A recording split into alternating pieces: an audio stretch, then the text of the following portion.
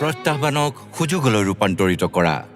Doctor Suresh হানাগাৱাৰী, Padmashri 2026। 1963 চনত জন্মগ্ৰহণ কৰা তেওঁ হিমোফিলিয়া বি ৰোগত আক্ৰান্ত হৈছিল।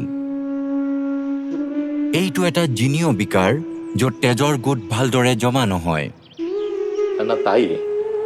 মায়ে মোক পিঞ্জৰাবদ্ধ ভাটৌৰ দৰে ডাঙৰ কৰিলে।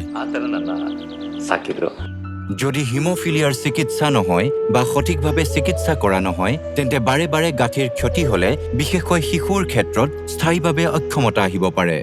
ডক্টৰ সুৰেশ নিজেই এই ৰোগত আক্ৰান্ত আছিল আৰু সেয়েহে হিমোফিলিয়া ৰোগত আক্ৰান্ত আন শিশুসকলে স্বাভাৱিক জীৱন যাপন কৰাটো বিচাৰিছিল। মামাৰ তীব্ৰ মূৰৰ বিষ হ'বলৈ ধৰিলে। তেওঁ ডাক্তৰক ক'লে, মোৰ হিমোফিলিয়া হৈছে, মোৰ মগজুত তেজ ওলোৱা অনুভৱ কৰিব পাৰিছোঁ। তেওঁ তেওঁলোকক 2ৰ পৰা 3 বটল তেজ দিবলৈ অনুৰোধ জনায়। চানচাইটিছ বুলি ভাবি ডাক্তৰে তেওঁক এণ্টিবায়'টিক আৰু বিষনাশক ঔষধ দি সেইদিনা আমাৰ OPDৰ পৰা বাহিৰলৈ পঠিয়াই দিলে। পিছলৈ পাৰ্ক এখনত বহি থাকোঁতে তেওঁ তীব্ৰ বিষত হুমুনিয়া কাঢ়ি কাঢ়ি মোক কৈয়ে থাকিল, ঠিক এইকাৰণেই তুমি ডক্তৰ হ'ব লাগে। এসপ্তাহৰ পাছত তেওঁৰ দেহাৱসান ঘটে। তাৰপিছত মই ডাক্তৰ হোৱাৰ সংকল্প ল'লোঁ। ডক্টৰ সুৰেশে MBBS কৰে আৰু পিছলৈ পেথলজিত MD কৰে। নিজৰ প্ৰথম ভাত্তাৰে তেওঁ কৰ্ণাটকৰ প্ৰথমখন হিমোফিলিয়া ছ'চাইটি আৰম্ভ কৰে। প্ৰত্যাহ্বান আছিল যে ঔষধবোৰ বিদেশৰ পৰা আমদানি কৰিবলগীয়া হৈছিল আৰু সেয়েহে ই অতি ব্যয়বহুল আছিল।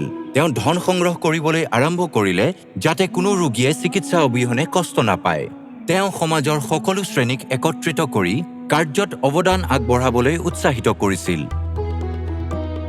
তেজৰ বিকাৰৰ চিকিৎসাৰ বাবে ডায়েগনষ্টিক্স, ইনপেচেণ্ট ফেচিলিটি, হাইড্ৰথেৰাপি, ফিজিঅ'থেৰাপিৰ পৰা আৰম্ভ কৰি ৰক্ত কেন্দ্ৰলৈকে এক ব্যৱস্থা স্থাপন কৰা হৈছিল। তেওঁ পৰিৱৰ্তনৰ বাবে যুঁজিছিল। হিমোফিলিয়াৰ চিকিৎসাৰ অভিযানত চৰকাৰী অংশগ্ৰহণৰ বাবে মাত মাতিলে। 2005 চনত দেশত প্ৰথমবাৰৰ বাবে আমাৰ ৰাজ্য কৰ্ণাটক হিমোফিলিয়া চিকিৎসাৰ অভিযানত অংশগ্ৰহণ কৰা প্ৰথমখন ৰাজ্য হিচাপে পৰিগণিত হয়।